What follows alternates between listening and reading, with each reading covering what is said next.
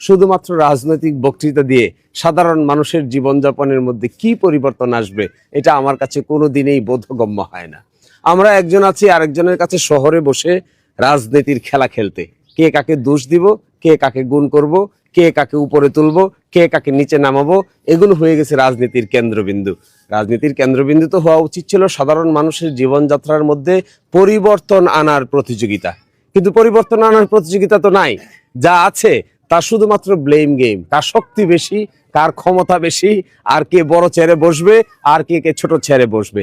এই ধরনের পচা বস্তা পচা রাজনীতির কালচার থেকে বের হইতে না পারলে ভাটি বাংলার মানুষের উন্নতি করতে পারবেন না। যেই চান, আমরা যারাই চাই, তাদেরকে আসতে হবে এই গ্রামে, তাদেরকে এই কনকনে শীত সইতে হবে, রোদে পড়তে হবে, বৃষ্টিতে ভিজতে হবে, এরপরে কিছু করতে পারবেন। দূর থেকে বসে হুঙ্কার দিলে কিছুই হবে না, শুধুমাত্র ফাঁকা বুলি ছাড়া এই রাজনীতির মধ্যে সার বত্তা বলতে কিছু নাই। এই একটা মসজিদ হতে পারে চিন্তাই করা যায় না, আমার জীবনেও দেখি নাই যে এরকম কোন মসজিদ যে হতে পারে।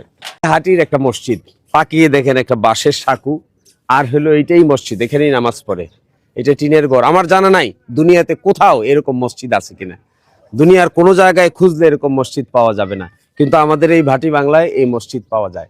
এই মসজিদ, মন্দির এবং এই ধর্মীয় প্রতিষ্ঠানগুলো এমন এক অবস্থায় দাঁড়িয়েছে, দরদি দৃষ্টিকোণ থেকে কেউ তাকানোর লোক নাই। এই মসজিদ যে বানাবে, এখানে যে মাইকিং সিস্টেম করবে, এখানে যে মানুষ নামাজ পড়বে, এখানে যে মানুষ একটা মসজিদ বানানোর পরে নামাজ পড়ে দোয়া মোনাজাত করবে, তার যে জরাজীর্ণ অবস্থা, এগুলোকে নজর না দিয়ে শুধুমাত্র রাজনৈতিক বক্তৃতা দিয়ে সাধারণ মানুষের জীবনযাপনের মধ্যে কি পরিবর্তন আসবে এটা আমার কাছে কোনোদিনই বোধগম্য হয় না।